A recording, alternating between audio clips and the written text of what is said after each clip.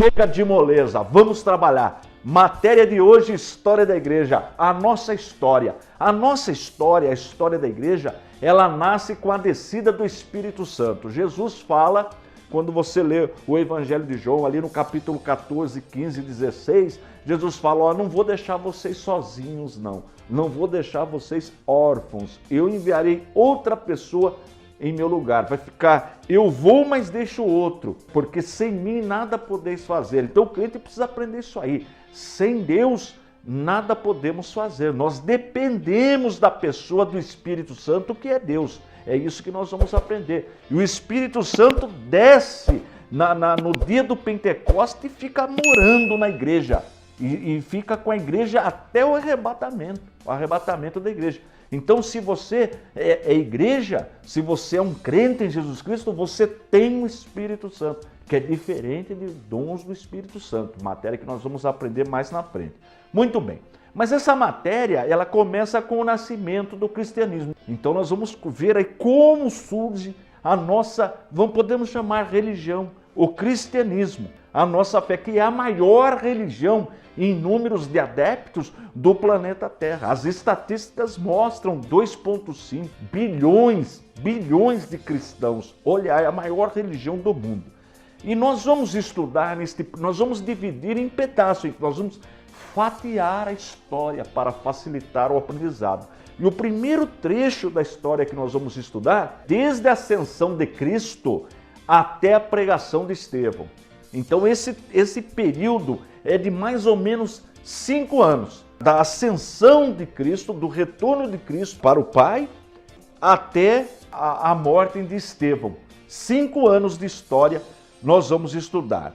Bom, primeira coisa que você que é aluno, que está gostando da programação, precisa aprender, primeira coisa que nós precisamos aprender quando nós estamos estudando história da igreja, é do que a igreja é formada. Olha que interessante, a igreja, ela é formada por todos que creem que Jesus Cristo é o Filho de Deus. Olha que interessante.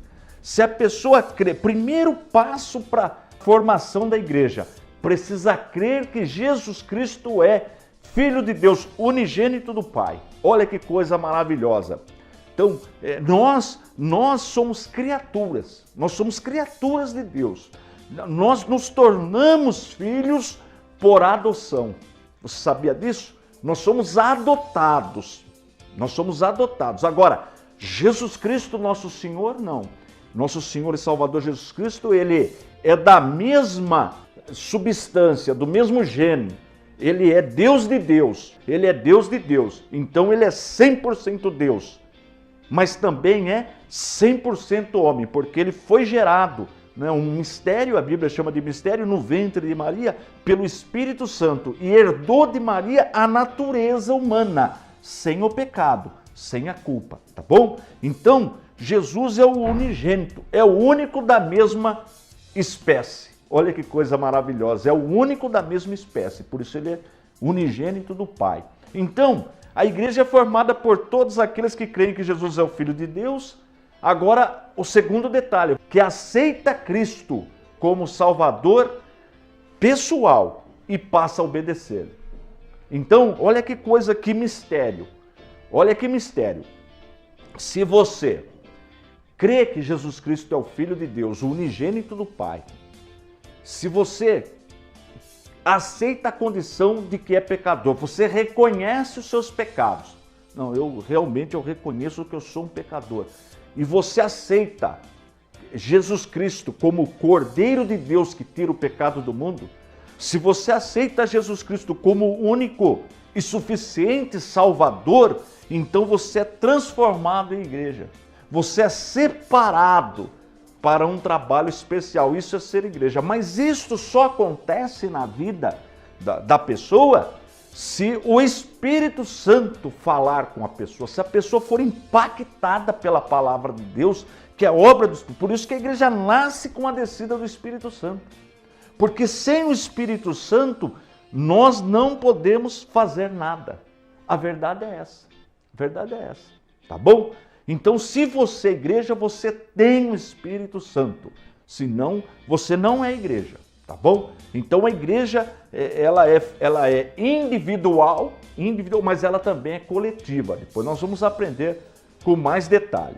Agora, você sabe o que significa a palavra Jesus? Então nós somos seguidores de Jesus Cristo, né?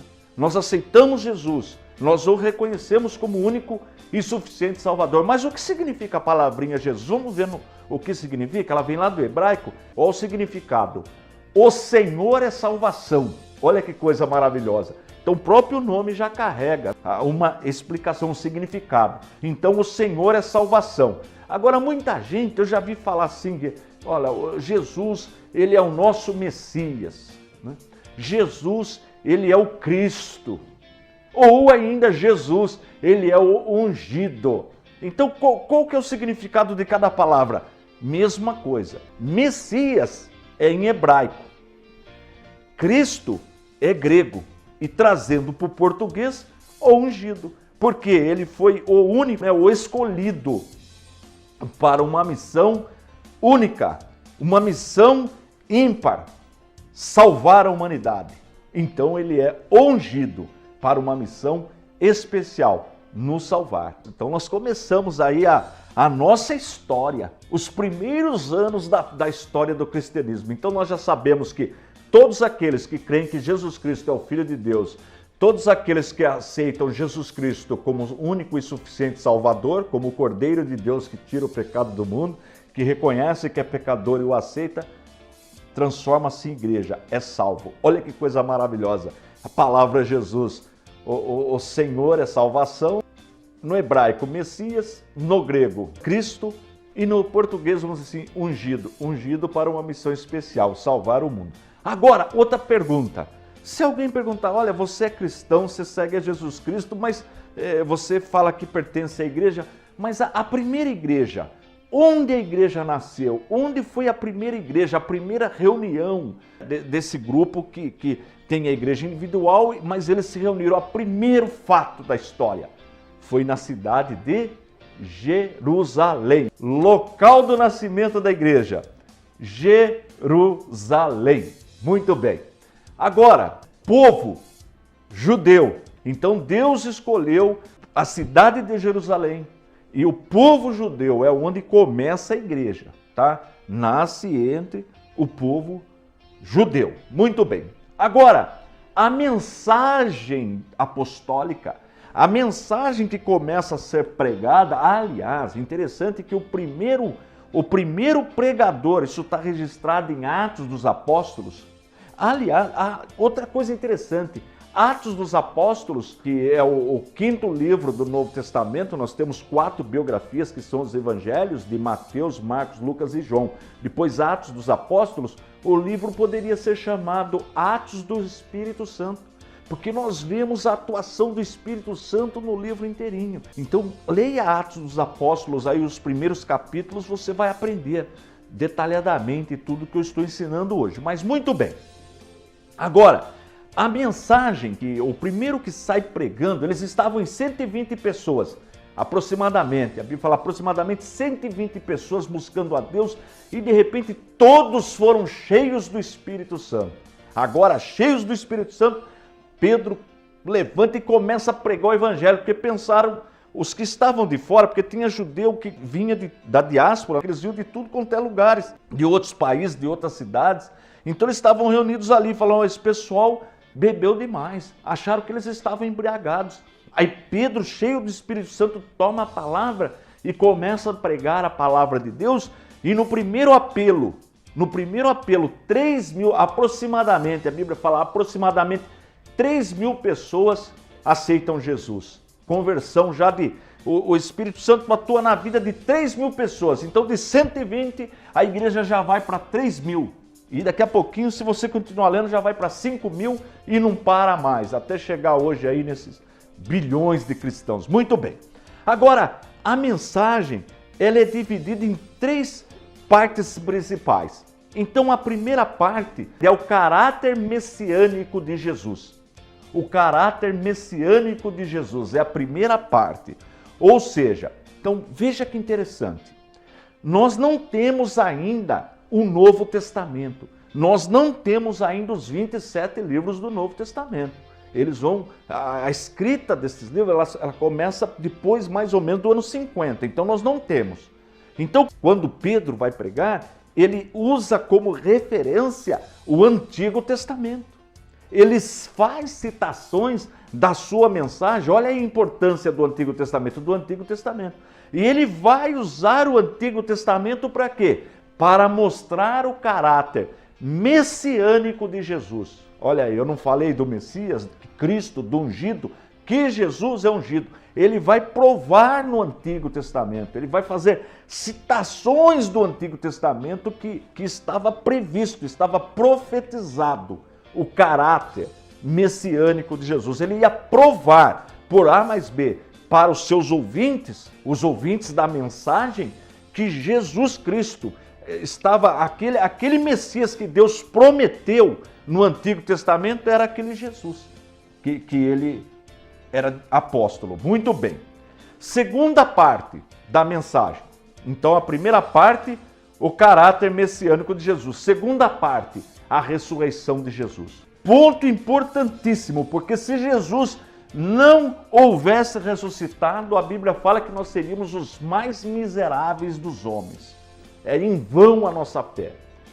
Como Pedro era testemunha, Paulo também fala no capítulo 15 da carta que ele escreve aos Coríntios, Paulo não se converteu ainda, mas depois Paulo vai falar que Jesus foi visto por mais de 500 pessoas, quer dizer, olha quantas testemunhas da ressurreição de Jesus. Ele apareceu para as mulheres, depois ele apareceu para os apóstolos, Tomé duvidou, ele apareceu para Tomé, mas ele foi visto por mais de 500 pessoas. Olha quantas testemunhas eles tinham para consultar ali em Jerusalém. Ele foi visto, então ele ia mostrar, provar, né? Ele tinha testemunho que muitas pessoas viram a ressurreição de Jesus. Olha que coisa maravilhosa. Então, se Jesus ressuscitou, então nós poderemos ficar tranquilos, porque ele prometeu que nós, igreja, iríamos ressuscitar também. Muito bem.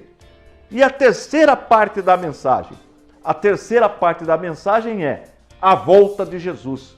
É uma mensagem, olha aí na tela, é uma mensagem escatológica. A volta de Jesus. Olha que coisa maravilhosa. Então, a mensagem da igreja, você que quer pregar o evangelho, a senhora que está me assistindo, quer começar a pregar o evangelho, o tema do bom pregador, isso eu já aprendi quando eu tinha lá meus logo 20, 25 anos, quando eu comecei a estudar teologia, e eu queria pregar o evangelho. Então, eu já aprendi, o tema do bom pregador é o Calvário. Olha que coisa maravilhosa. E qual foi a primeira mensagem que nós encontramos na Bíblia que ela foi pregada, foi testemunhada? Foi por quem? Por Pedro. E essa mensagem apostólica e dos demais apóstolos, mesma coisa. Ela é dividida em 3 partes. Aprenda isso, você que quer pregar o evangelho. Primeira coisa, né, o caráter messiânico de Jesus, as profecias que falam sobre Jesus. Depois, a ressurreição de Jesus, que era comprovada por mais de 500 pessoas, a sua ascensão. E terceiro, os 2 anjos que apareceram falaram, olha, esse mesmo Jesus que vocês estão vindo subir, ele há de voltar um dia. Ele vai voltar um dia. Então é a volta de Jesus. Esses 3 elementos não podem faltar na mensagem cristã. Que matéria gostosa de aprender, a nossa história. Como é bom estudar a história da igreja, tá vendo? Agora um detalhe que eu quero falar para você, que de repente você tá, poxa vida, mas o pastor está falando, não dá para copiar tudo, não dá para anotar. Fica tranquilo, porque tudo que eu ensino, tudo, você encontra aqui nesses módulos de teologia. Tudo está aqui dentro. Então você pode ficar tranquilo, é só depois entrar em contato que você vai ter, com riqueza de detalhes, tudo que eu estou ensinando, tá bom? Muito bem. Então não se preocupe, tem gente que fica triste, né? Fala, poxa vida, não dá para copiar mais no módulo, que são livros. Não, o que é um módulo? Livro. Então nesses módulos, olha, tem os exercícios, tem tudo para você desenvolver um bom aprendizado da palavra de Deus, tá bom? Muito bem. Agora, uma coisa que nós precisamos aprender, nós já aprendemos a mensagem, tá? Então, se você for pregar o evangelho para uma pessoa, você precisa partir desse princípio, que é a primeira mensagem da Bíblia. Ela está em Atos dos Apóstolos. Se você pegar Atos dos Apóstolos, a partir do verso 14, do capítulo 2, ele fala assim, ó, o discurso de Pedro no dia de Pentecostes. Olha que coisa interessante. Então aqui tem a mensagem que Pedro pregou e que 3.000 almas, quase 3.000 almas aceitam Jesus, né? Se convertem. Muito bem. Agora, essa mensagem, então, como eu disse, ela tem como base o Antigo Testamento, porque nós não temos o Novo ainda. Não tem o Novo Testamento. E nem dá para andar com o Velho Testamento debaixo do braço. Hoje é uma bênção. Você tem Bíblia de todo tamanho, as irmãs carregam Bíblia na bolsa, tem Bíblia de bolso também, tem Bíblia no celular, tem Bíblia no computador, quer dizer, no tablet. Hoje é fácil ler a Bíblia, mas naquela época não tinha acesso às Bíblias, ou seja, rolo, né? Era tudo rolo, não era nem livro. E ficava guardado onde? Ficava nos templos, nas sinagogas. Quando tinha cópia era difícil e nem todos tinham acesso. Então veja que Pedro conhecia esse material, conhecia a palavra de Deus, porque ele prega a sua mensagem, ela tem base na palavra, no Antigo Testamento. Está vendo a importância de estudar a Bíblia? Tá? Muita gente fala, mas eu não preciso estudar. Claro que precisa. Você vê que o discurso, leia a pregação de Pedro, leia a pregação de Estevão e você vai ver. Então, 3 partes. Primeira, ele pregou com base no que ele conhecia do Antigo Testamento, o Espírito Santo fazia ele lembrar. Porque o Espírito Santo não faz ninguém adivinhar, o Espírito Santo faz lembrar. Então a pessoa que é estudiosa, na hora necessária o Espírito Santo usa. E ele lembra a palavra correta. Então o que acontece? Ele prega primeira parte da mensagem, mostrando o caráter messiânico de Jesus. Segunda parte, que ele ressuscitou, ali tinha prova ali, mais de 500 pessoas, né, viram e participaram, viram a ascensão de Cristo. E a terceira parte da mensagem, ele voltará, tá bom? Muito bem. Agora, as ferramentas usadas pela igreja. A primeira ferramenta, o testemunho de seus membros. Você sabia que uma coisa importante da igreja são as pessoas darem os seus testemunhos de seus membros? Você sabia disso? Que o testemunho de uma pessoa que foi impactada pela palavra de Deus, ou que recebeu uma cura, ou que teve uma causa resolvida, enfim, um testemunho de uma pessoa, ele é muito eficaz na conversão, o testemunho que a pessoa dá como cristão. Então, o testemunho dos membros, as pessoas estavam cheias do Espírito Santo, estavam vivendo em comunhão. Outra coisa, o auxílio sobrenatural, olha aí na sua tela, o auxílio sobrenatural. A Bíblia diz que Pedro estava entrando com João no templo. Isso está no capítulo 3 de Atos dos Apóstolos. Lembra que eu falei que o livro de Atos dos Apóstolos pode ser chamado de Atos do Espírito Santo? Eles estavam entrando no templo. Aí tinha uma pessoa lá que ela não andava, ela era paralítica. Estava lá, né, naquela situação. E ela pediu um dinheiro, alguma coisa, porque não tinha nem como trabalhar, era paralítica. Aí Pedro diz, olha, nós não temos dinheiro, não temos prata, não temos ouro, mas o que nós temos, nós te damos. Levante e anda em nome do Senhor Jesus. Na hora o paralítico levantou e foi um alvoroço na cidade, um milagre. Então, a operação do sobrenatural na igreja, eu sempre digo, há necessidade do sobrenatural no culto. Uma reunião onde não acontece nada de sobrenatural, não é culto, é uma reunião filosófica. Não é ruim, tá certo? Mas no culto, quando nós estamos cultuando a Deus, quando o pastor está entregando a mensagem, quando os louvores estão sendo cantados, enfim, há de ter uma manifestação sobrenatural, porque o Espírito Santo habita na igreja. Então, precisa acontecer alguma coisa diferente na nossa vida, na hora do culto, na hora da adoração. E o que acontecia na igreja primitiva.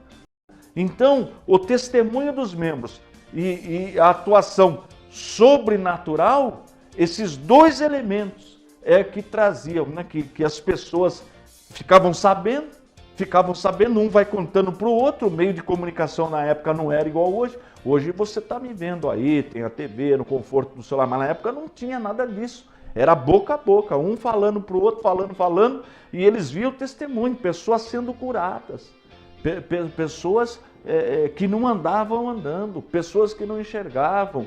Teve até caso de pessoas que estavam mortas ressuscitaram, milagres acontecendo. Então, a atuação do sobrenatural e o testemunho dos membros, né? A realidade, a mudança de vida nas pessoas, então fazia com que a igreja crescia e foi aumentando. Então este é o período que nós estamos estudando. Agora, tem uma falha, porque, irmã, senhora, o senhor que está me assistindo, não queira encontrar uma denominação perfeita, tá bom?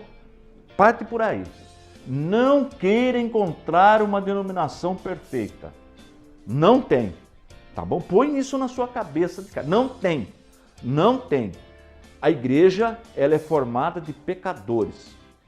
Tá? O único perfeito na igreja é o Espírito Santo, porque toda a honra, toda a glória pertence ao nosso Deus. Nós somos incapazes, põe isso, nós não temos poder algum, tá? Então não adianta, olha, eu estou triste nessa denominação aqui, porque eu estou vendo uns problemas aqui, eu vou para aquela outra.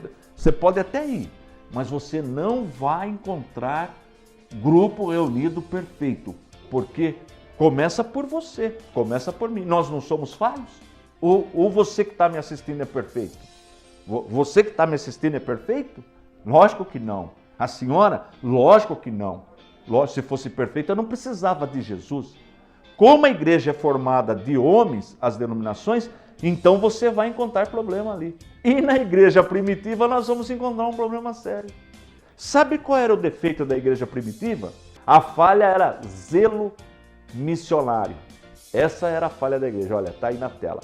Zelo missionário. Ela não entendeu que precisava derrubar as cercas, precisava sair. Jesus não falou que era para pregar em todo mundo? Pregar em todo mundo, eles não entenderam essa palavra. Eles estavam tão contentes ali com a descida do Espírito Santo, Deus operando milagres, mas eles achavam que a igreja era só ali em Jerusalém. Só ali em Jerusalém. Eles esqueceram de missões. Tá vendo? Essa foi a falha da igreja primitiva. Podemos dizer assim, o zelo missionário.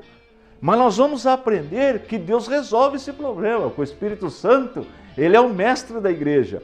Nós vamos aprender como que o Espírito Santo vai atuar para que a igreja, para a expansão da igreja acontecer, para que a igreja derrube as cercas, né, vamos dizer assim, de Jerusalém, que a igreja saia para outros grupos. Porque até então, irmãos, olha que coisa interessante, nós temos no mundo, até então nesse período, nós tínhamos, antes da descida do Espírito Santo, antes do cristianismo, nós tínhamos dois povos no mundo. Ou era judeu, ou era pagão, que é chamado de gentil. Gentil e pagão é a mesma coisa. Ou a pessoa era do povo da nação de Israel, né? Ou era judeu, ou era pagão. Só tinha esses dois povos, em se tratando do mundo espiritual, né? Da religião. Por quê? Porque Deus escolheu uma nação. Deus escolheu uma família, a família de Abraão, família patriarcal, formou uma nação e entregou para essa nação a sua palavra. Entregou como deve ser o comportamento do homem de Deus, da mulher de Deus, os filhos, tudo Deus determinou, Deus construiu, usou, tá bom? E quem não era judeu era pagão, era gentil. A palavra gentil significa isso aí. Então, dois povos. Mas agora, com a igreja, nós temos um terceiro povo. Agora nós temos o povo judeu, nós temos o povo gentil e nós temos a igreja. Mas só que a igreja até agora, ela está entre o povo judeu. Mas Deus vai por meio do Espírito Santo, vai usar uma estratégia para que haja a expansão da igreja. Mas só que sobre a expansão da igreja eu vou falar. Só que não é hoje não. Na próxima aula, tá bom?